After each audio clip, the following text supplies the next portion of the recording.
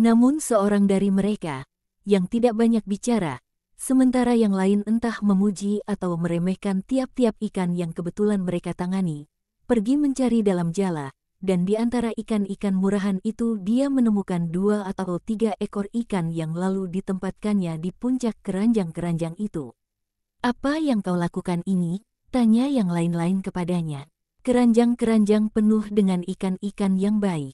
Sekarang kau mengotorinya dengan menempatkan ikan jelek itu di atasnya. Kelihatannya kau berpikir bahwa ikan itu adalah yang paling baik dari semuanya. Biarkan aku. Aku tahu ikan jenis ini dan aku tahu betapa lezat rasanya." Itulah perumpamaannya, yang berakhir dengan berkat dari sang tuan atas nelayan yang sabar, cakap dan tidak banyak bicara, yang dapat menyeleksi ikan terbaik di tengah banyak ikan-ikan lainnya. Sekarang dengarkanlah aplikasinya. Tuan dari kota yang indah, cemerlang dan suci adalah Tuhan. Kotanya adalah kerajaan surga, para nelayannya, para muridku, ikan-ikan di lautan, umat manusia, di mana setiap jenis orang diwakili. Ikan-ikan yang baik, para kudus. Tuan dari kota yang mengerikan adalah setan. Kotanya yang mengerikan, neraka. Para nelayannya, dunia, daging, nafsu jahat yang diwujudkan dalam para pelayan setan, baik rohani, yakni roh-roh jahat, maupun manusiawi, yakni manusia, yang merusak sesamanya. Ikan-ikan yang jelek, umat manusia yang tidak layak akan kerajaan surga, jiwa-jiwa terkutuk. Di antara para nelayan jiwa-jiwa bagi kota Allah akan selalu ada mereka yang meneladani kecakapan si nelayan yang sabar, yang bertekun dalam pencariannya tepat di lapisan masyarakat itu di mana rekan-rekannya yang kurang sabar mengambil hanya apa yang tampaknya baik pada pandangan pertama. Dan sayangnya akan ada juga sebagian nelayan, yang, sebab terlalu kurang peduli dan banyak bicara, perhatian dan keheningan dibutuhkan dalam pekerjaan seleksi guna mendengarkan suara jiwa-jiwa dan tanda-tanda adikodrati, akan tidak melihat ikan-ikan yang baik dan akan kehilangan mereka.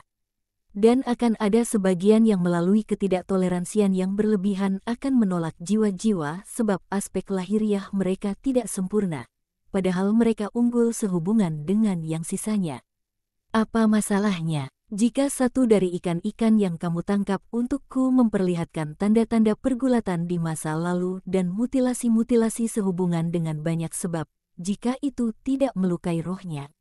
Apa masalahnya bagimu jika satu dari mereka terluka dalam upaya membebaskan diri dari sang musuh dan menghadirkan dirinya dengan banyak luka-luka demikian, jika batinnya jelas-jelas menunjukkan kerinduannya untuk menjadi milik Allah?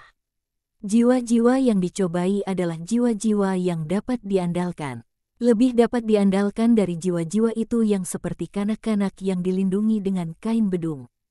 Buayan dan ibu, dan tidur dalam damai sesudah disusui, atau tersenyum bahagia, tetapi yang kelak dalam hidup, ketika mereka cukup umur dan dapat berpikir dan harus menghadapi perubahan-perubahan hidup, dapat menjadi penyebab dari keterkejutan-keterkejutan tidak menyenangkan oleh sebab penyimpangan-penyimpangan moral mereka.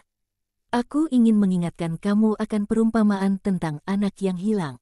Dan kamu akan mendengar lebih banyak lagi sebab aku akan selalu berupaya untuk mengajarkan kepadamu penilaian yang benar dalam uji batin dan dalam menyeleksi metode terbaik untuk membimbing batin, yang adalah individu dan karenanya masing-masing punya caranya sendiri yang istimewa dalam merasa dan bereaksi terhadap pencobaan-pencobaan dan terhadap pengajaranmu.